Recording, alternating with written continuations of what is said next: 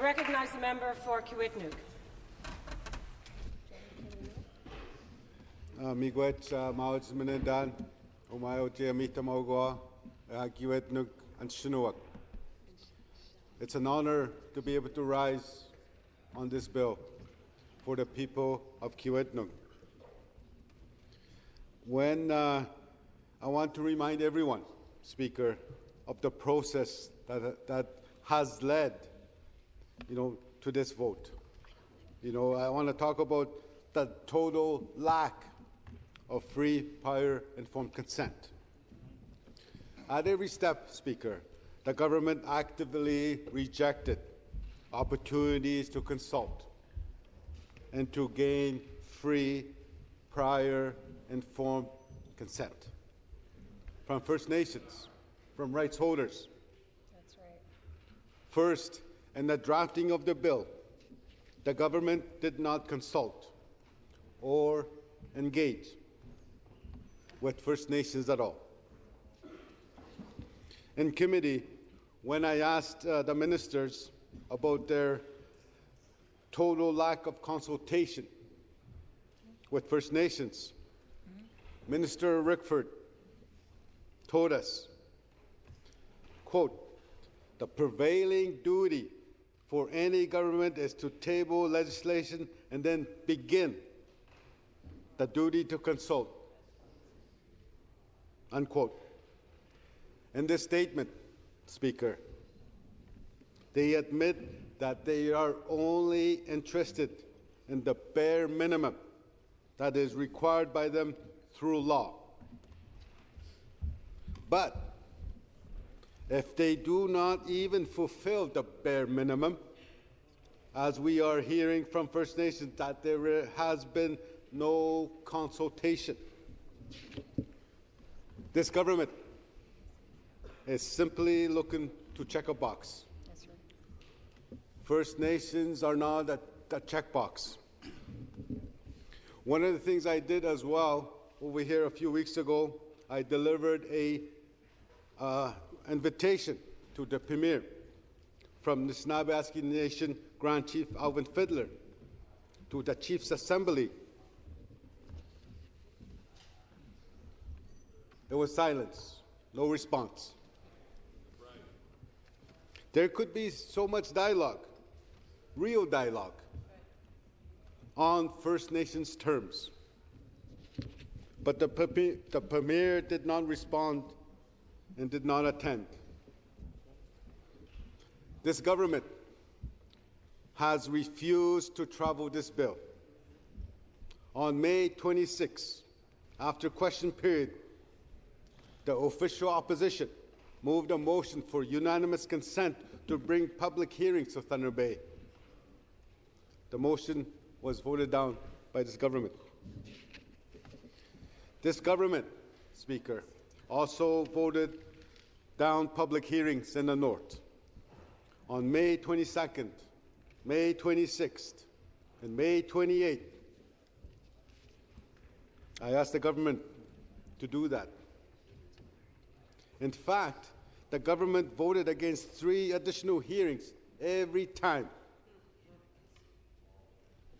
After refusing to travel the bill, the government continued to shut down debate by time allocating the rest of Bill 5. We also had no opportunity to debate amendments, clause by clause consideration. Yesterday, last night until midnight. As I was sitting there, I was looking at the spam amendments, taking up hours of no real discussion. I had asked them to withdraw some of these spam amendments. They refused. And I think, my concern was the real issues of First Nations people were never brought to light. I think it's important that we focus on making this bill better. And the last speaker just mentioned that they're going to pass this bill as is. We should be rescinding Bill 5. Every time.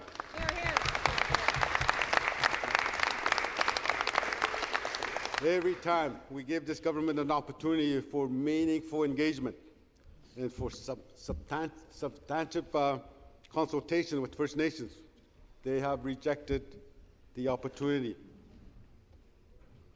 Instead of the duty to consult, instead of genuinely seeking free, prior informed consent, they prioritize pushing their legislative agenda forward.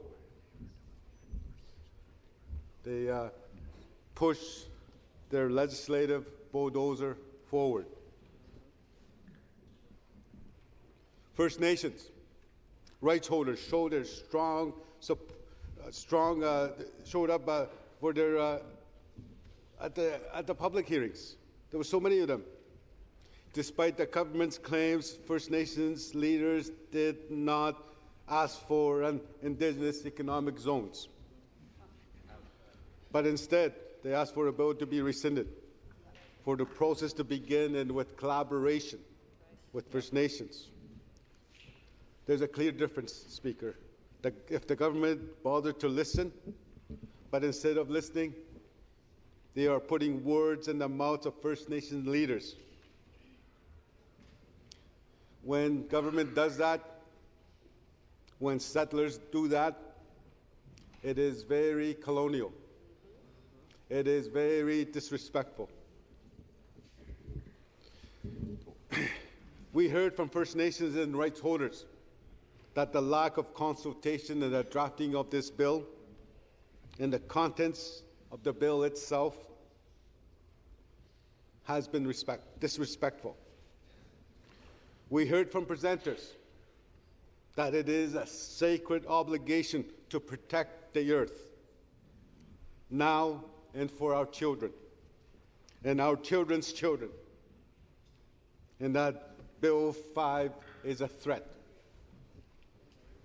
We heard that First Nations, we heard that rights holders will use every possible avenue, the legislature, the media, the courts, eventually action on the land itself, to defend their lands, their waters, and most importantly, Speaker, their inherent rights and treaty rights. Miigwech. Here, here.